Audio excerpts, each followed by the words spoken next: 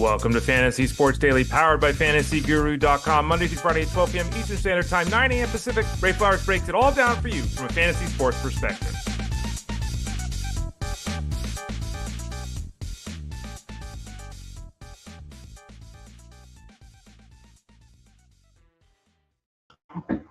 Good morning, everyone. Ray Flowers of FantasyGuru.com. Hope you are doing well today. This is the 25th, I can't speak. The 25th of March, 2025, just mere days away from the start of Major League Baseball season, as you see behind me. Opening day is upon us. Yeah, we had the games overseas between the Cubs and the Dodgers, but you get the point.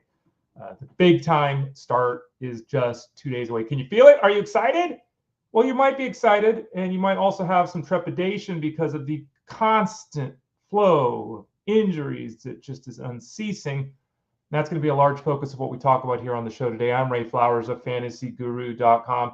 Head over to FG, click that subscribe tab in the top right corner of the page. Get signed up for the seasonal baseball package, the DFS baseball package, the wagering baseball package. Get 2 of the 3 products. Get all 3 of the products. Head over to FG, click that subscribe tab. If you want to do something that you don't see an option for to put in your cart to purchase, send a note to support@fantasyguru.com. support@fantasyguru.com to help you get that settled.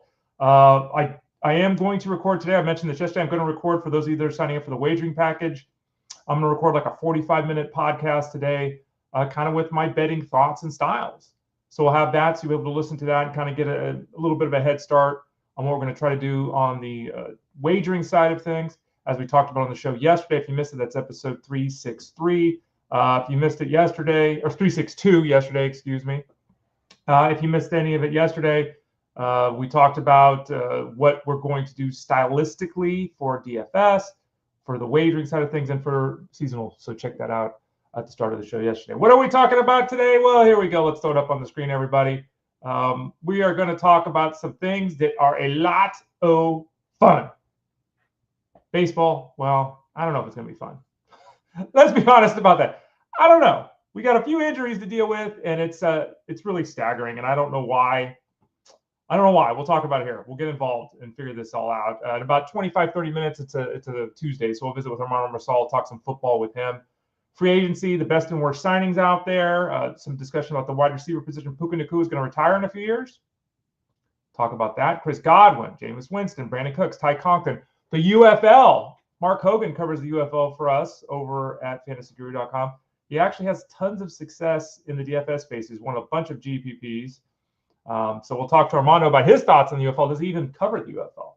Again, we've got Mark Hogan doing that over at the site. You can sign up for that package right now at FantasyGuru.com. We'll see what Armando says. We'll try to get Mark on too. I'm working on that behind the scenes. So we'll get a little bit of a preview of the UFL with Mark if we can do that later in the week. The keeper leagues, number of keepers. What is kind of an ideal setup for a keeper league? We talk a lot about keepers with Russell Clay on Fridays. We'll ask Armando a little bit here in a few minutes. Remember, go to FantasyGuru.com, click that subscribe tab in the top right corner, and get signed up, and let's go. All right, let's talk some of these injuries here. And I got to tell you, I'm a negative person, and not a negative person in the sense that it stops me. I'm a negative person in that the glass is always half empty. Always been that way. I've used failures to push me to success. It drives me, it spurs me on. So while I see the negative, I actually use it as a positive, if that makes sense. But I got it. So I've heard a lot of times from people over the last handful of years, the season's too long for fantasy baseball. I'd rather be doing different things. I had a league for 15 years, but everyone just decided we didn't want to do it anymore. I've heard all these things, and it's kind of like, okay, I get it, but come on. Got to tell you, I woke up this morning, and there were just more injury news this morning. And it's really got me to the point where I think I get the angst that's out there in the world of fantasy sports, and particularly fantasy baseball. We can't go a half an hour throughout the day without an injury report on somebody. And sometimes it's Shane McClanahan, sometimes it's a lesser player, all that kind of stuff. But I've got teams where I'm starting the season. I drafted a team 3 weeks ago. I'm starting the season with 4 guys on the injured list that weren't hurt when I drafted 4 weeks ago. 3 weeks ago. And I was talking to Phil Backert, and it's anecdotal. Neither one of us has done an analysis of this or a study of this, but isn't this the worst it's ever been? Kind of feels that way to me. Has there ever been a season where there have been more injuries to start than this year? Players big, players small, offensive players, pitchers, reserve players, starting, like arm injuries, shoulder injuries, hand injuries, knee injuries. I mean, it's just nonstop. We'll talk about a ton of these guys today on the show. Before we get to that, I want to talk about Reid Detmers, who, we talked about this.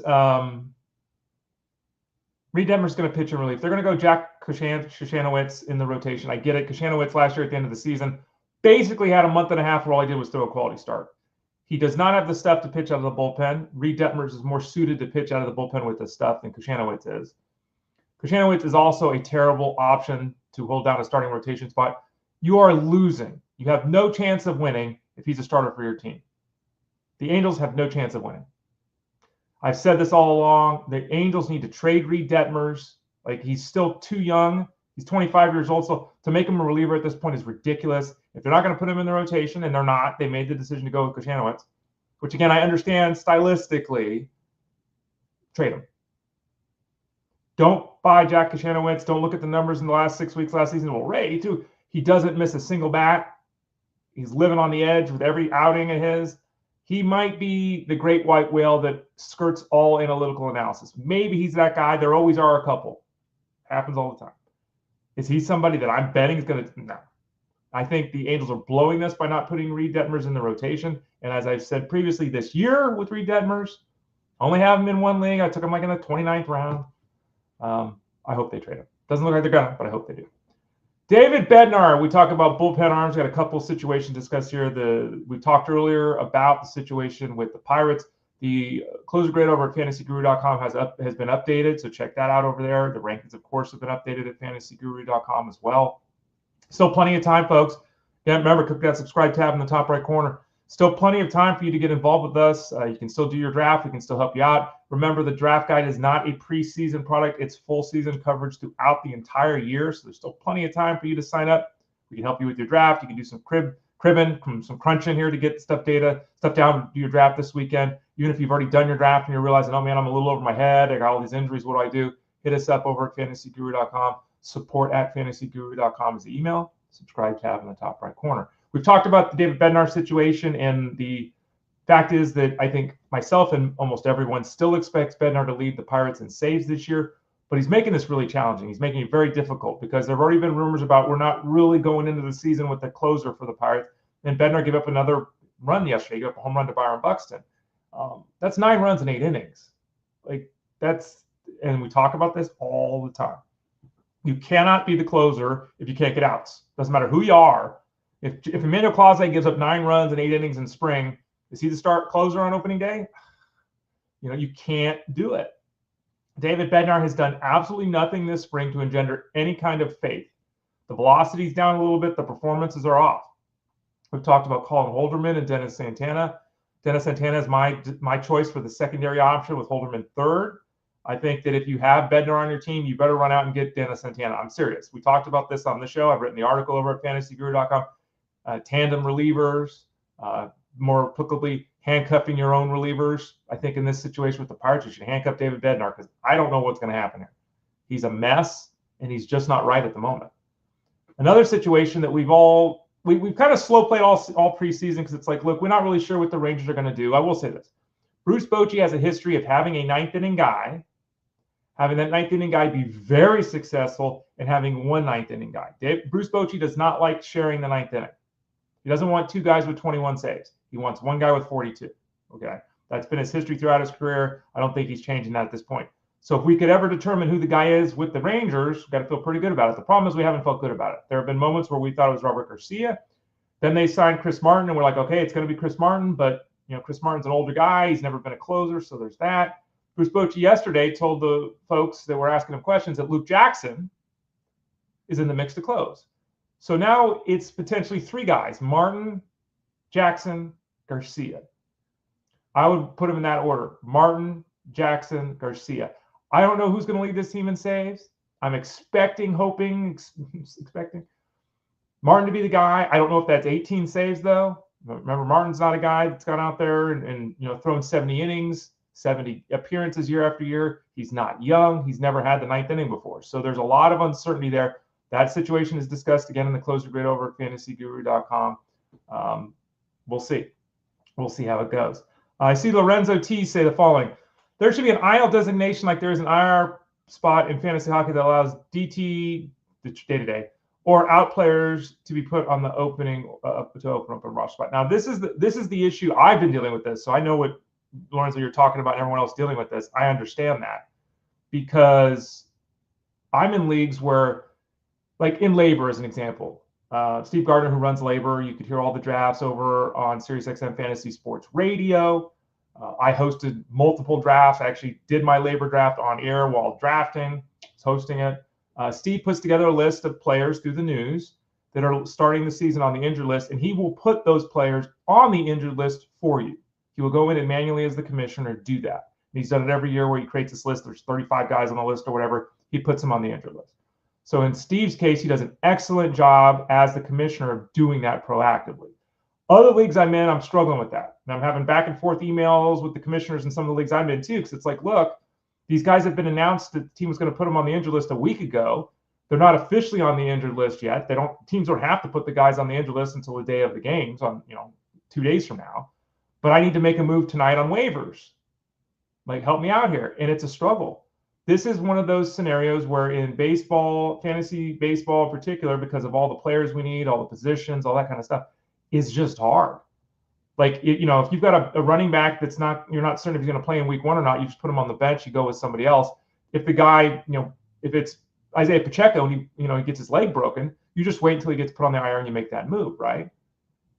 In baseball, we're in that nebulous zone where teams are making announcements on moves and it's not happening. We'll have this happen in season. A guy will get hurt Sunday night. The team will say Sunday night, we're going to put him on the injured list. Here comes Monday morning with lineup lock for the day, and he hasn't been placed on the injured list yet. Why? Because the team's playing in Los Angeles tonight, and they don't have to make this move until 6 p.m., right? So you get a 0. Luckily, this first week of the season, technically, should only be a handful of days. It should only run through Sunday, right? Now, all these leagues can be different. Maybe your league is different. It's the first this week and next week. Maybe it's last week, this week, and next week because of the games across the ocean. I don't know. But I'm dealing with this too. The problem is, and I've heard this in one of my other leagues, the FSGA league, Howard Kamen runs this. You can make a move. You can tell him, hey, I want to do this. As an example, Tyler Stevenson's supposed to be on the injured list. I'm going to put Tyler Stevenson on the injured list. I'm going to make a move. I'm going to go pick up Freddie Fermin. Okay, fine. If Stevenson doesn't start the season on the injured list, like the team said, you lose the player. So it's like so you could go for it, but at least the rules are clear. So the bottom line is I hope everyone's rules are clear, whatever that might be. Almost certainly it's on the commissioner to make these rules applicable, to go for it. We'll see. Parker Meadows has been placed on the 60-day injured list, 6-0. He has plummeted in the rankings at fantasyguru.com. He's got the upper arm nerve inflammation situation going on. They said it was relatively minor when it happened. There was no real concern when it happened. Now he's missing 2 months at a minimum. If you have an IL spot and you want to stash him, I guess. He's in my Dynasty League team, so I suck it up. But for redraft leagues, if you don't have IL spots, he's not even rosterable at this point. You can't, if you have 5 or 6 bench spots, you can't be holding the guy that's going to miss 2 months. You just can't. So Manny Margot was signed. Now it makes sense why they signed Manny Margot. Margot's probably going to play a lot more than he should with the Tigers because they need help in the outfield. They lost Wencel Perez as well. Parker Meadows, what was expected, hoped to be a 2020 season this year. He's going to play 80 games this year. It's looking really awful for him, and it's really disappointing.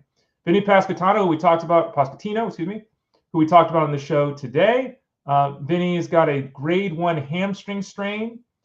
He's questionable for opening day. They have not made a move to the injured list with him yet. They have not said he's going on the injured list yet. As we discussed when we talked about the injury, I believe yesterday, Vinny is not Mr. Athletic, Mr. Speed. So in theory, he could still play with the hamstring strain because he's not stealing bases or blazing it up on the base paths. If he's cautious and careful, that's obviously a determination they're trying to make with the Royals. We'll continue to follow this one because everyone drafted Vinny P to start him, right? At this point in time, it's looking like he might make opening day, but I just don't know. The Astros, a ton of injury updates for the Astros. Number 1, Christian Walker's got the oblique injury. is expected to be ready for opening day. He's missed time. They've been very cautious and measured with Walker. Seems like they've been honest with us about his recovery process and what they were planning and hoping to do with him. Again, he's expected to be ready for opening day, which is great news for the Astros, and of course for anyone that has, Christian Walker, who should be very productive this year for the Astros. Next up for the Astros, Cam Smith. Cam Smith has made the roster, at least that's what we're hearing. He's not on the 40-man roster, if I'm not mistaken, so they have to make a move there, but they'll figure it out. The expectation right now is that Cam Smith will start in right field for the Astros on opening day. He was batting sixth in the lineup on Monday, which kind of looked like the regular season lineup, so maybe he's starting in right field and batting sixth. Okay, and he's been updated in the rankings at fantasyguru.com. I will remind people that Cam Smith, who's a good prospect, not a great prospect, a good prospect, has had a blazing hot spring. He's in the lineup right now from all reporting, right? Realize, though, that Chas McCormick is there. Chas McCormick obviously can play the outfield. I don't know what they're doing at second base, and I guess it's going to be Mauricio Dubon at second base with Brandon Rogers on the bench. They could always put Brandon Rogers at second base and put Dubon in the outfield. Keep that in mind. They have options here. They've obviously got Jose Altuve in the outfield already. We'll see. Cam Smith, if he performs, he's got a chance to stick and have 500 plate appearances this year. It's really exciting news for the youngster. There's still a path to him being demoted in 3 weeks. So be cautious with Cam Smith. Again, we're not going anywhere for Brendan Rodgers, Chas McCormick, Mauricio Dubon. Like, these guys are on the roster. So it's a matter of how the Astros put all these guys together and make it work. Finally, we got an update that Isaac Paredes, when we're talking the Astros, Isaac Paredes is going to be batting second, which is really exciting news if you're an Isaac Paredes owner. Going to Houston with the Crawford boxes, he pulls everything to left field, everything down the line. Playing in Houston should be excellent for his stroke, his approach. He should be able to hit 30 home runs. It wouldn't be a shock if he did that this year, return to that level. He should be batting then between Altuve and Alvarez, which is one of the better spots on all of baseball to be. Great news for him. And Alvarez can get on base, 340, 350 on base percentage. This is great news for Ron Alvarez, too. And Christian Walker, who should be hitting cleanup. Like, this is really good news. Paredes was probably going to hit fifth, maybe sixth. Now that he's locked into that second spot, according to the team, Isaac Paredes, someone to feel pretty good about if you drafted him this season and didn't have to pay a huge price for it. Next up, Dave Roberts said that Mookie Betts could be ready for opening day. His illness is now stretched on 10 days. And that's one thing. Mookie Betts is not 6'2", 210, right? He's a small guy. He loses 5-6 pounds with an illness. I'm kind of anticipating it'll be out there. But again, Dodgers are not saying anything significant. And again, a 10-day illness, we've all been there. It happens. We can go back to work in 10 days. We're not playing and trying to hit a 98-mile-an-hour fastball. It's a little disconcerting that it's taking this long for Mookie Betts, just a little bit. I mentioned Wencel Perez earlier. He's got back inflammation. He's going to miss about a month with the Tigers. Manny Margot is going to take over in the outfield there. Tigers just a mash unit. They don't know what they're doing in the ninth inning. They got the injuries on the offensive side of things too. Rough start to the season for them. Sonny Gray, who we talked about on the show, who's been lowered in the rankings at fantasyguru.com, who admitted that he had injections in his arm last season when his arm was sore toward the end of the year, that wasn't able to train normally in the offseason, who showed up this spring and been beating around the ballpark like a pitching machine. Sonny Gray, who hasn't had his velocity this spring, he now says he's been dealing with the flu too. I'm getting a lot more. The vibe, if you believe in vibes, the vibes here are not good at all with Sonny Gray. Like, they're bad with Sonny Gray. So be cautious with Sonny Gray. You can't just be drafting Sonny Gray and saying, I'm getting 30 starts and 172 strikeouts. I'm nervous with Sonny Gray. We'll see how it goes when the lights go bright. Grayson Rodriguez, who's got the elbow injury. We talked about him throwing from short distances. Yesterday threw from 90 feet. He's starting to increase his throwing distance and intensity. So this is good news. There's a possibility he's back with the Orioles in about a month. I think that's fair if he has no setbacks with his elbow, which is the anticipated outcome at this point. He could be back pitching in about 4 weeks for the Orioles. So we'll continue to monitor that one because that's obviously a huge storyline. Shohei Ohtani is going to make a bullpen outing on Saturday. This will be the first time he has thrown in the bullpen in a month. The last one was on February 25th. So they waited an entire month here. They're really taking their time with his arm to make sure it's back, understandably so. They don't want him to injure his arm so he is unable to pitch this season. They also don't want him to injure his arm, which would take his bat out of the lineup, right? And again, this is the plus and minus of Shohei Ohtani. The team might be a little bit cautious with him because they want to make sure he's in the lineup, right? If he has an injury and he can't pitch, can he still hit? He's gone through this and done it in the past, but that's still – so we'll see. With each growing week, obviously, Ohtani's outlook as a pitcher continues to diminish this season. We might be looking at 80 to 100 innings from him this year. Now, again, they could be strong innings, so I'm not saying don't worry about that. If he's a one player on your team, still significant advantage. But the hopes of him throwing 130, 40 innings this season, they're pretty much dashed at this point. Speaking of the Giants, we haven't yet. I see, speaking of, because I see a question here. John G says, now that Birdsong is in the pen, is he worth holding on to in a 14-team league? Other options are like Burke types. I'm not picking up Sean Burke. I don't care about Sean Burke. I'm in 15-team leagues. I never looked at Sean Burke. So no, I would not drop Birdsong in that scenario for Burke. Birdsong still has been tremendous this spring. He's still got a very high ceiling. His floor is obviously low because the Giants are putting him to the bullpen to start the season. They've already demoted Kyle Harrison, so he's floating around. If there's ever an injury, maybe he gets in the mix. But the bottom line is with the Giants, they've got Webb, who you can trust to stay healthy. Robbie Ray should be healthy with his arm repaired, but Justin Verlander's 410 years old. Is he going to make 30 starts? Jordan Hicks wear down at the end of last season. He's not a big innings guy because he's transitioned from the bullpen to starting. Is he going to hold down? Landen Roupp is going to be the fifth starter. He got the call over Birdsong. Birdsong is making starts for the Giants this year. The question is, how many starts is he making? And the answer to that is unknown. It could be 6. It could be 19. It could be 24. I have Birdsong, to answer your question, John. I have Birdsong in a 15-team mixed league. He was my last pick in that draft, 29th round pick. I'm not at this point in time considering dropping him.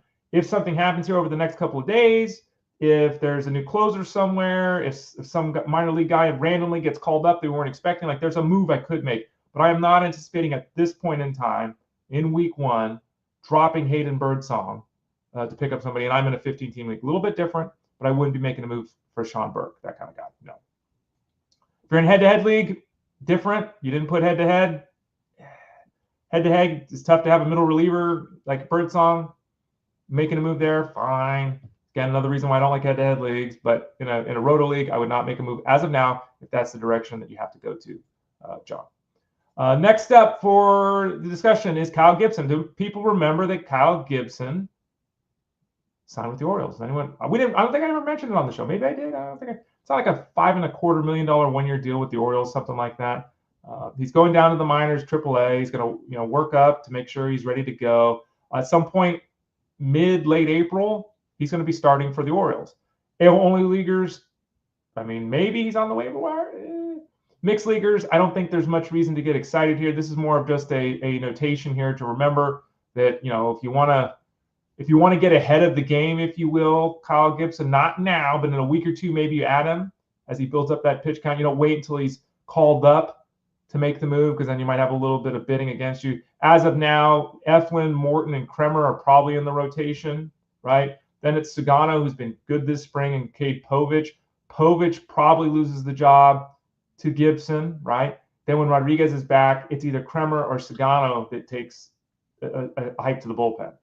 So we'll continue to watch that situation because those are obviously important decisions that have to be made here. Another injury that happened this morning, Connor Norby, who is a sneaky, no one's talking about, maybe this guy hits 30 home run option this season for the Marlins. Their third baseman has an oblique strain. He's going to miss at least a month. Graham Pauley is going to be the new third baseman. He's probably going to hit 8th or 9th. Pauley's got a decent offensive game. He's a decent prospect, but now he's not Connor Norby, even close to Connor Norby. Graham Pauley's not somebody that I would even bother with. The Marlins don't have a great park to hit in. The Marlins lineup isn't very good. Pauley is not the offensive threat by any means that Connor Norby is. He's just a guy that'll go out there, try to prove he deserves to play every day once Norby returns. And they'll have to worry about how the things will play out defensively. But for those people, again, hoping that Connor Norby would be a cheap, really cheap, inexpensive 30 home run guy, he's going to miss the first month of the season with the oblique injury. And, we know how these things go. Expected to miss 4 weeks. 4 to 6 is the general time frame for oblique injuries. So it's possible we don't see him until May because he has to obviously get back in that game action every night. Really disappointing start for Connor Norby. Really disappointing. Nico Hoerner.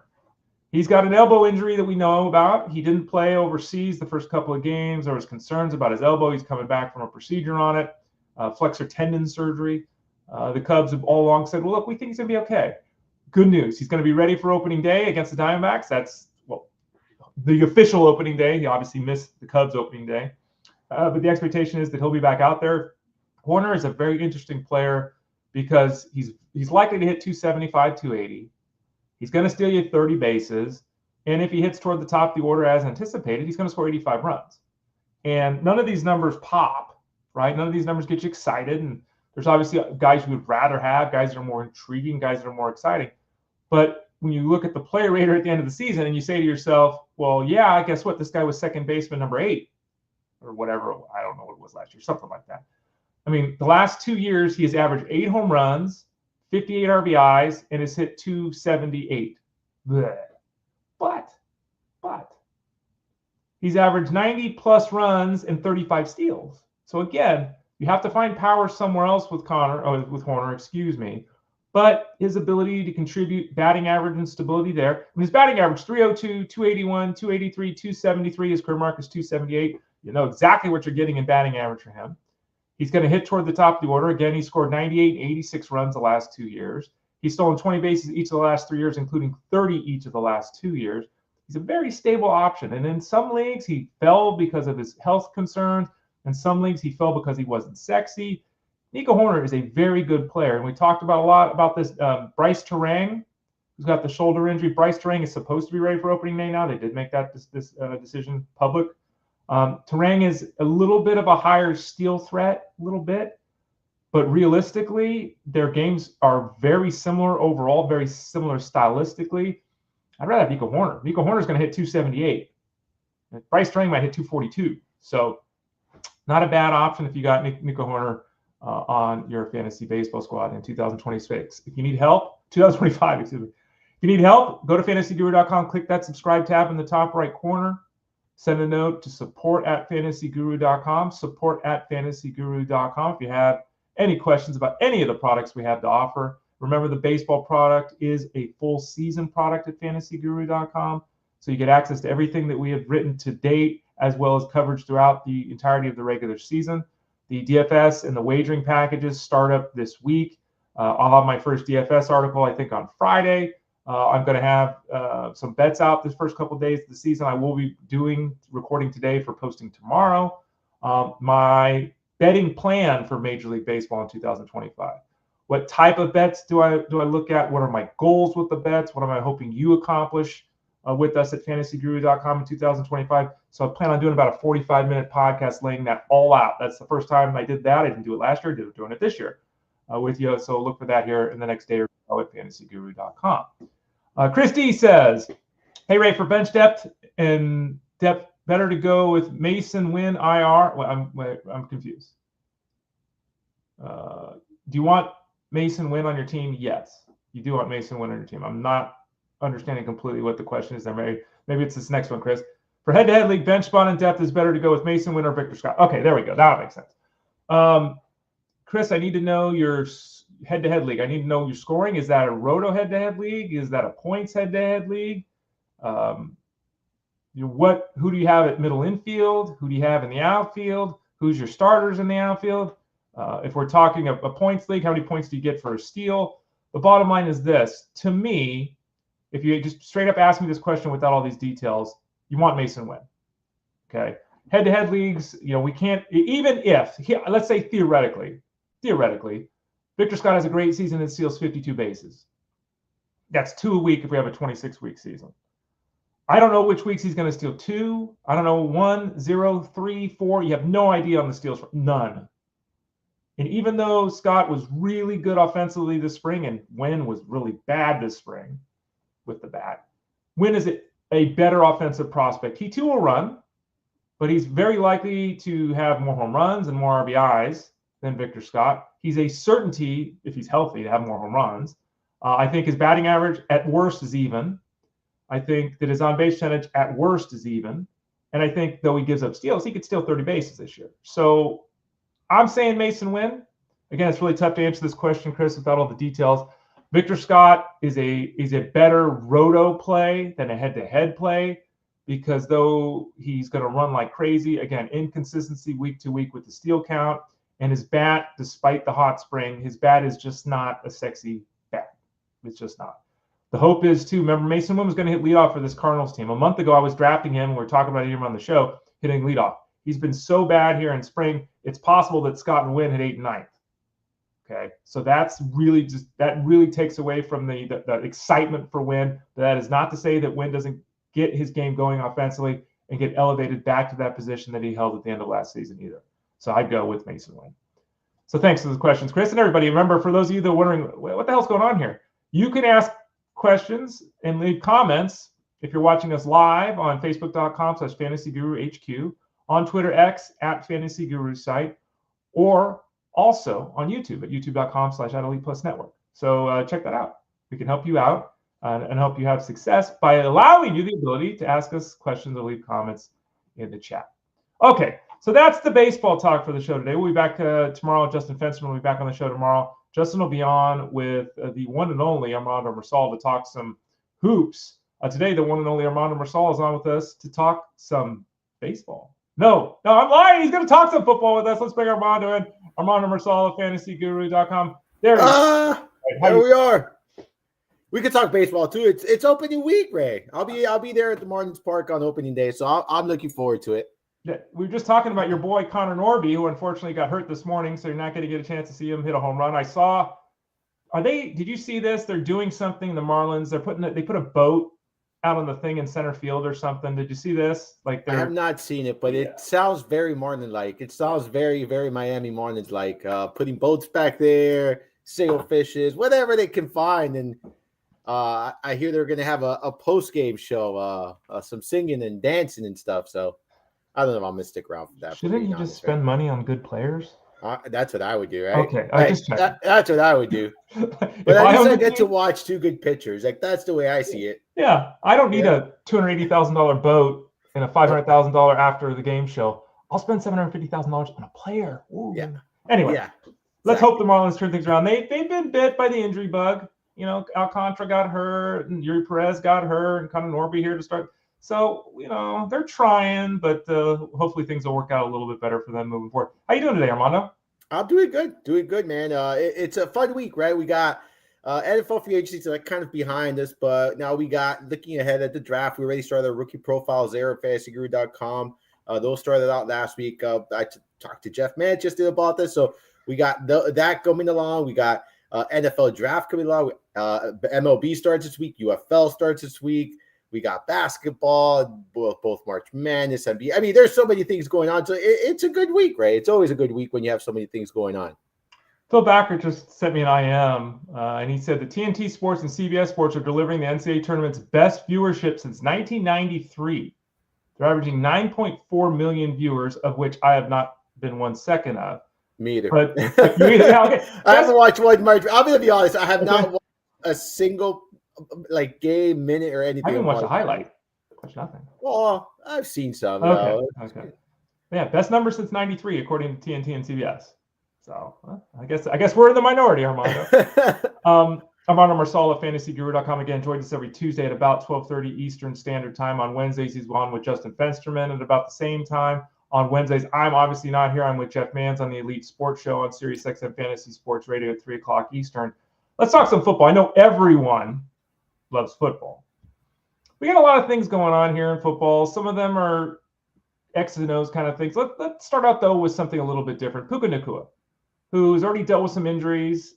He was interviewed. He was on a podcast recently, and he said, I'm done in the NFL when I'm 30. I'm out. He said, look at what Aaron Donald did. I love that. True, Aaron Donald left. He could have kept playing for years if he wanted to. He left early. Puka says, look, I want to be able to walk when I'm older. I want to have a family. All of this makes all the sense in the world. I totally get this. He's going to make millions of dollars. Okay, I totally get this. What is your thought about a player, if you're in a keeper dynasty scenario and you've got Puka Nacua, are you nervous about this? Like, he says, I'm out at 30 because I have all these things I want to do in life. What if he blows his knee out this year?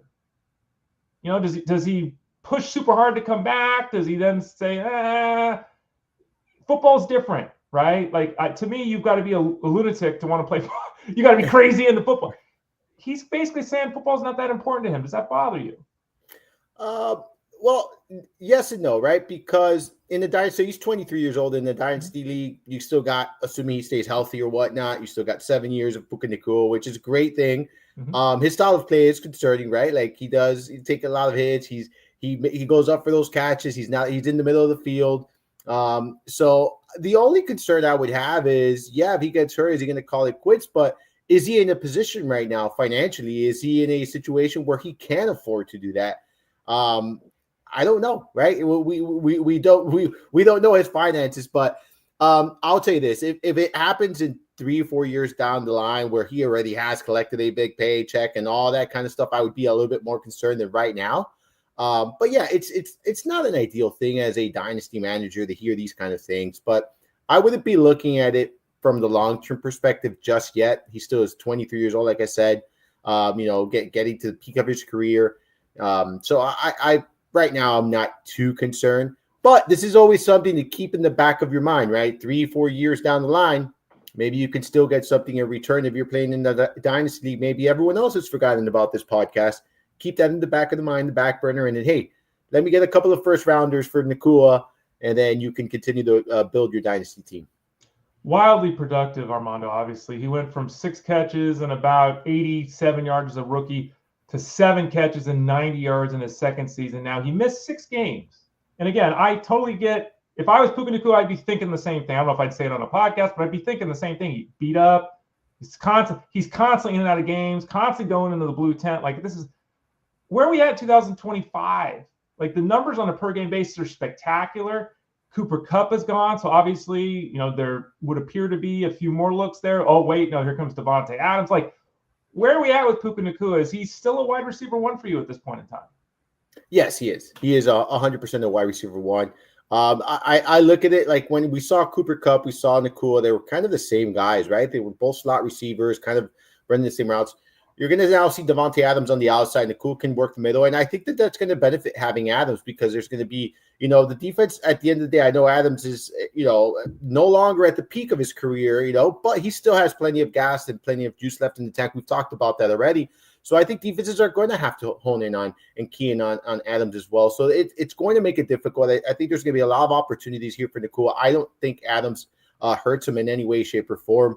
On the contrary, I think it could slightly help him. So I like Nacua here. The only thing where we might see some type of, impact is in the touchdown department, because I do think once they get inside the 10, once they get inside the 15, 20, Adams is going to be that guy. He's very, very efficient in that part of the field. He's someone that a lot of, throughout his career has been, very effective there. So I don't see that changing this year. I think Adams is going to be a big presence for the Rams in the red zone. So I think that's where you might see some type of impact, but it's not going to be enough to take him out of that top 12.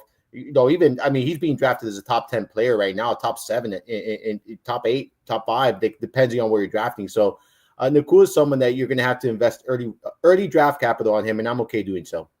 Armando Marsal of FantasyGuru.com. Let's talk a little bit about Tampa Bay's wide receiver grouping and their offense. We're getting all the positive reports with Chris Godwin, who's obviously back with the Bucs. He dislocated his ankle in week 7, significant injury. Kind of expecting him to be ready for week 1. That's positive, but it looks like that's possible. Again, all this positive reporting out of Tampa Bay. It's very easy to look at Tampa Bay and say Baker Mayfield was fantastic last year. They're just going to run it back. Mike Evans is going to go for 1,000 yards again. Godwin's going to play 16, 17 games, catch 92 passes. Baker Mayfield's going to throw for 4,500 yards and 30 touchdowns. Here we go. Liam Cohen's gone. I think we have to look at last season's success a little bit skeptically. Mike Evans is not getting any younger. Chris Godwin's not getting any younger and coming back off an injury. So kind of where are we at? It's really early, Armando, but where are we at with this offense through the air with the Tampa Bay Bucs? I'm still very optimistic about this offense. Baker Mayfield looked good, like you mentioned last year. He's someone that is going to continue to run this offense. You have Mike Evans, who has been spectacular since entering the NFL, right? He's been one of the more consistent receivers we've seen, over 1,000 receiving yards pretty much every season, right? So he's been very consistent. He's getting older, but like we saw last year, there's still plenty of gas left in that tank as well. I still think he's going to be a force to be reckoned with. And Chris Godwin was having, a stellar season before the injury, and it was unfortunate for him to go down. Obviously, returning from an injury, it could be a sign of things to come here as far as a slow start for the season. So if you're drafting him, and I know we've talked about it before, be a little bit patient with guys returning from injury, especially someone like Chris Godwin, because the timing, the speed, all of that stuff, he has to pick that all back up. He's been off the field, and I know he's, the reports are that he's rehabbing well and all that stuff. But again, we go back to, it's not game speed. It's not, it's not an actual game. So keep that in mind. I like the idea of drafting Godwin because, I feel like he's always going in a range where it feels a little bit too cheap for what he brings to the table. I'm going to be investing in him this year, but I'm also going to be very patient. I'm going to be understanding that when I'm investing in him, it could be a month, it could be a month and a half, it could maybe 2 months before he gets things going. So for me, I'm going to be keeping a very close eye on the rehab process, kind of see how he does in the preseason, in training camp, and all of that stuff. And then, basically determine how much exposure I do want to someone like Chris Godwin. But so long as he's healthy, he's ready to go, I do think he's going to be efficient. And I'm okay with this offense.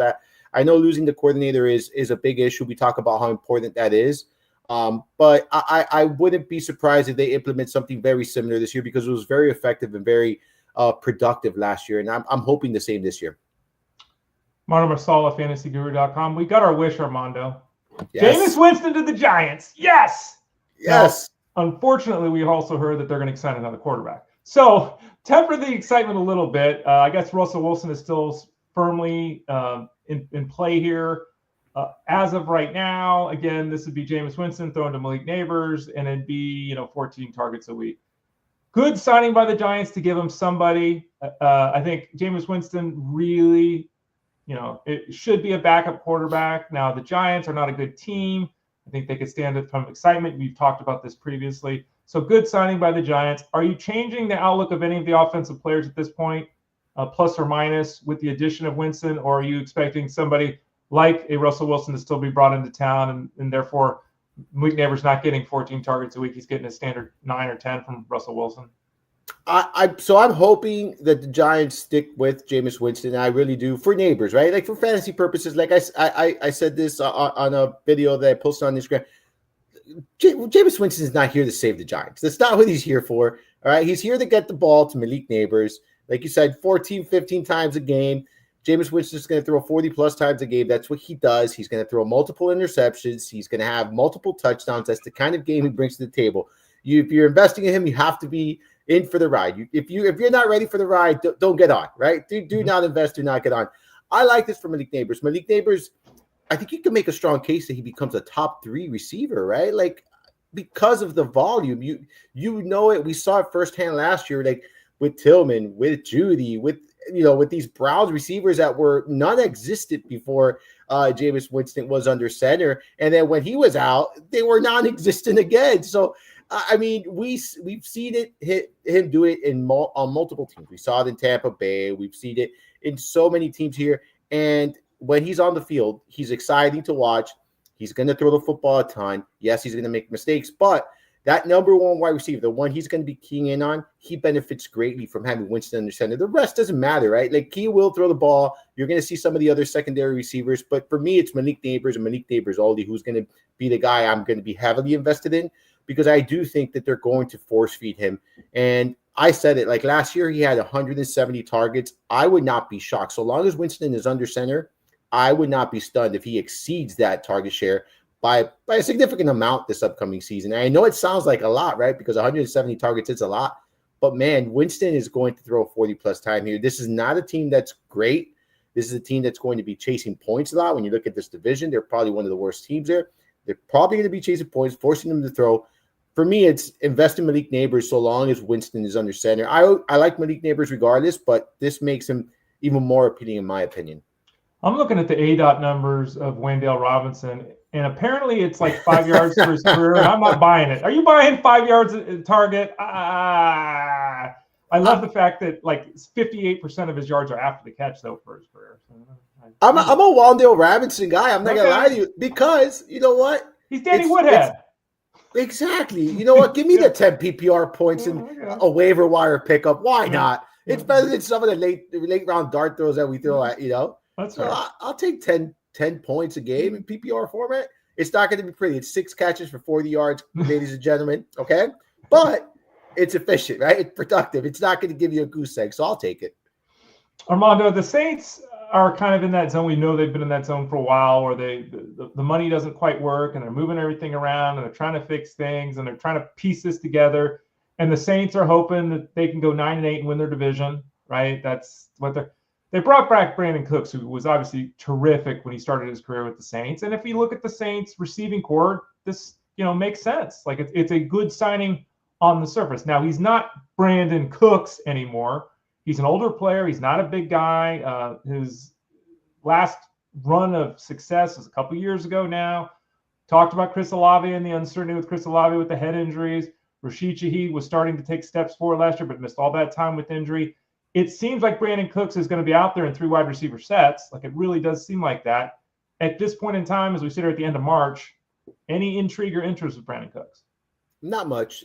For me, it's going to take an injury to Olave or Shaheed in order for him to really see, consistent opportunities. I think this is more of there's going to be games when everyone's healthy. There's going to be games where Cooks does score a touchdown, does have that big play. He still has that in his arsenal. Like you said, he's past his prime, hasn't been, consistent or anything like that for a couple of years now.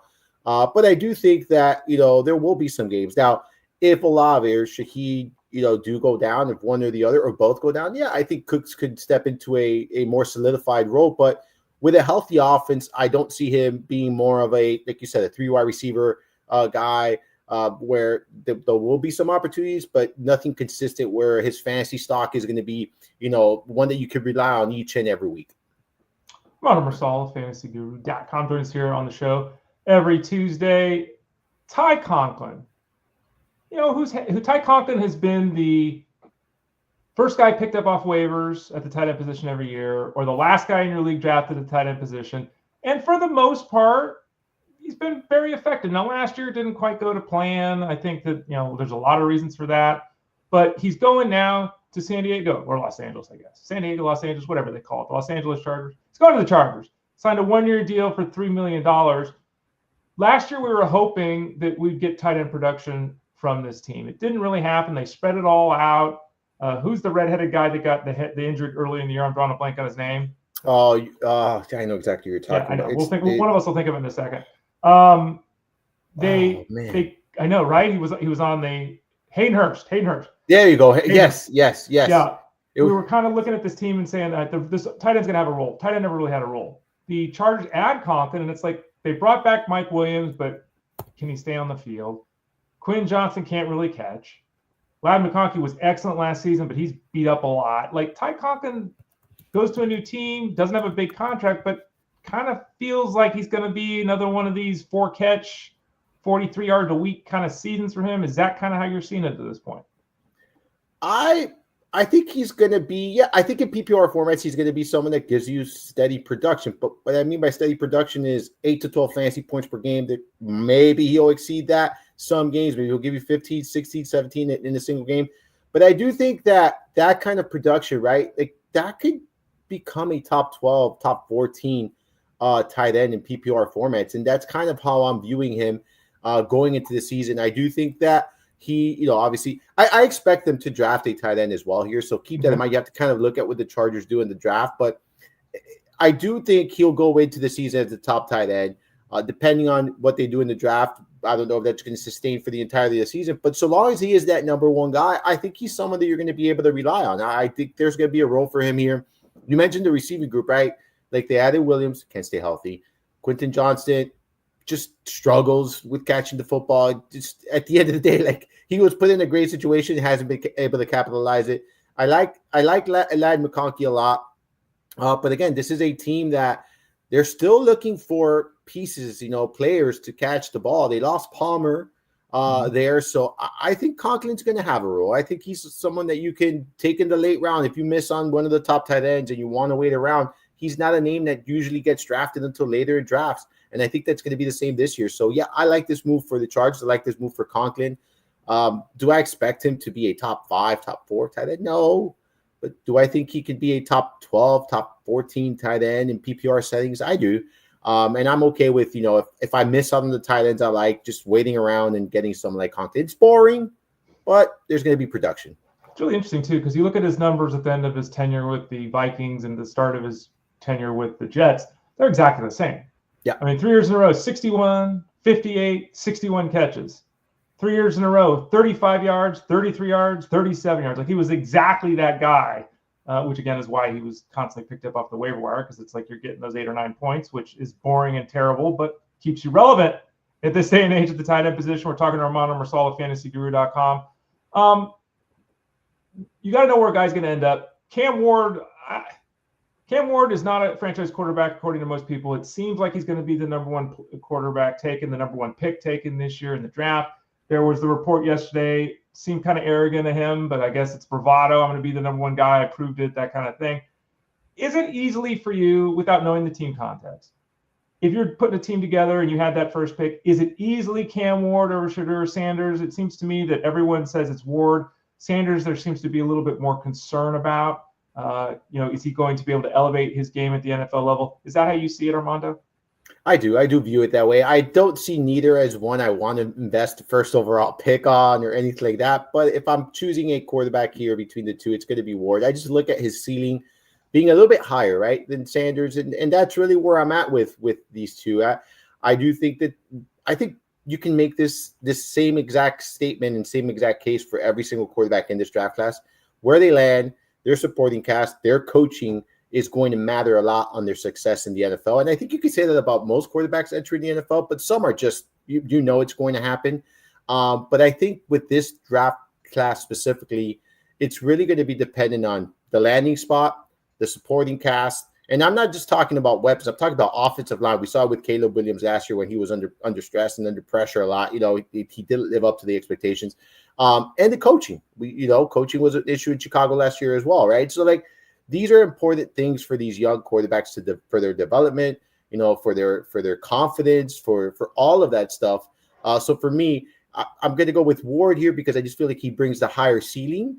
But I'm not going out of my way to say I want these guys as my franchise quarterback. I just don't view either of the two as such. Armando, we both admitted to not being completely tied into college basketball at the start of this interview. I am not tied in at all to UFL, United Football League.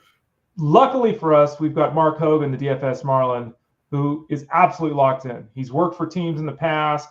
He's won multiple GPPs. He's a great analyst. So we've got him to cover that. And I'm actually working on getting him to come on the show to kind of break down the season a little bit because obviously we're covering it at fantasyguru.com. Do you pay any attention to it? Does it something that you watch? Do you follow? Because again, the idea is, in theory, this is the minor leagues and some guy does really well here and he gets signed to the NFL. You're kind of smiling like it's not really your thing either, huh? No, I don't follow it in any way, shape, or form like I do NBA or NFL or even I follow baseball more than I follow UFL. Okay. But I do stay in touch with the sport once it starts though. I'm not the preseason. I don't really follow the preseason. I don't look at rosters yet. Right. Once it starts though, I do dig into it.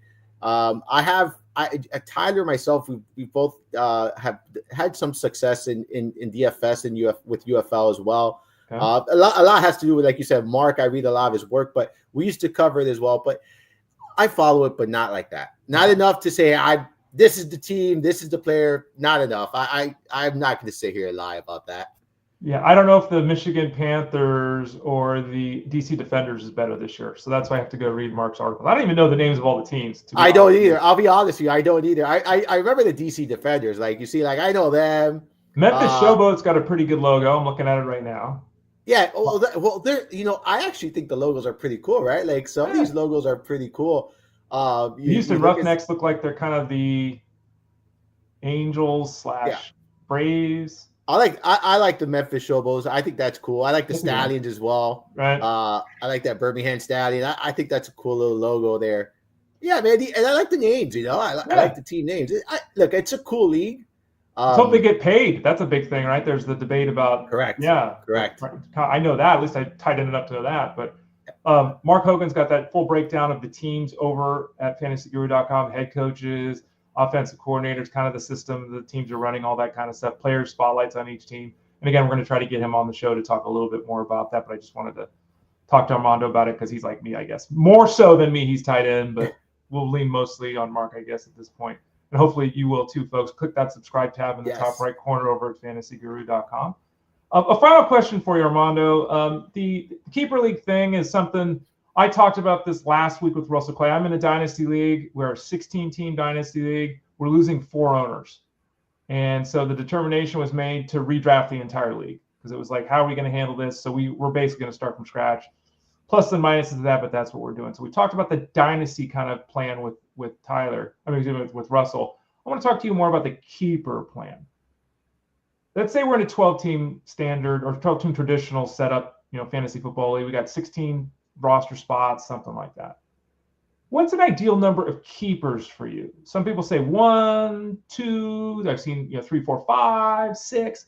Like if you had to do just a traditional setup, like 16 roster spots, something like that, what would be your preference for number of keepers in the keeper league? I like the idea of capping it at 2. Okay. Once you start going 5, 6, 7, just do a dynasty. Like that's what I always tell people I got 6 keepers. I'm like, why are you guys not doing the dynasty? So I like the idea of capping it at 2. My home league is a keeper league. We first started with 1, and that stood. I mean, that was for I want to say it was 3 years ago maybe that we went to 2, but for so many years there's just 1 keeper. And finally took a lot of convincing, to hey, let's get 2, because I do think it's fun to have 2. Keep 2 guys. We do have rules where after 3 years you have to put the player back in the player pool. You can't keep them forever. But I think 2 is the right number, Ray, because once you start getting 5, 6, 7, 8, 9, 10, like I've seen, I get to keep 10 guys, and you're keeping half of your roster. Why are we not doing a dynasty league at that point, right? Where you throw players back in the player pool. If you don't like them, you don't want to keep them, keep who you want. To answer that's a long-winded answer, but to answer your question, 2 would be the ideal number for me. Now I'm looking back here. I'm trying to remember. It was episode 361. I guess it was episode 361. If you want to hear more of the discussion on the dynasty setup and how to handle that stuff, Russell Clay and I talked about last week. I agree with you, Ron. I think 2 is a good number. Yeah. And I agree with you as well. There needs to be some level of cost, whether it's rounds or dollar values or years you can keep a guy. And just to put it out there, if you're going to do what Armando says, you can keep a guy for 3 years. Okay. You can't trade the guy and the clock restarts. Contract sticks with I see this all the time. I kept the guy, now I'm trading him, so I can keep him for 3. No. If you can keep a guy for 3 years, he's kept for 3 years, and then he goes back to free agency. A trade does not restart the clock. You agree with that as well? 100%. Like we in my league, we trade the keeper rights, but those keeper rights are, if there's 1 year left on that contract, that's it. You could keep him 1 more year. The following year, that player has to go back in the player pool. And the way we do it is anyone drafted in the first 3 rounds can't be kept. So because in order to keep a player, you have to forfeit 3 rounds ahead. So if you drafted him in the 4th, he cost first round the following year. If you drafted in the 5th, 2nd round, so on and so forth. Like that's the kind of the keep rules. Gonna keep things balanced, right? It kind of it's rewarding those who get a good player late in drafts or do their research and they hit on that guy that they took a chance on in the 10th, 9th, 11th round. Versus, anyone could draft Jamar Chase in the 1st round. You keep them every year. That you're not doing anything. So it kind of rewards those kind of players. Armando Marsal of fantasyguru.com. Before we shut things down, Armando, what should the folks be looking for from you over the next couple of days? Well, we got NBA. We have rookie profiles, Armando Marsal podcast. There'll be a Discord. I won't be doing NBA on Thursday because I'm going, like I said, going to open the day, taking my son and the family. We're going to go check out Skeens versus Alcantara. Should be a fun one there. I'm not expecting a lot of scoring in that game. But I am excited to watch it. We went last year. They played the Pirates coincidentally last year on opening day as well. And it was a pretty cool game. So going to be there. And that's what you got this week. We got a lot of other stuff coming up. We got obviously NFL draft next month. Or not even.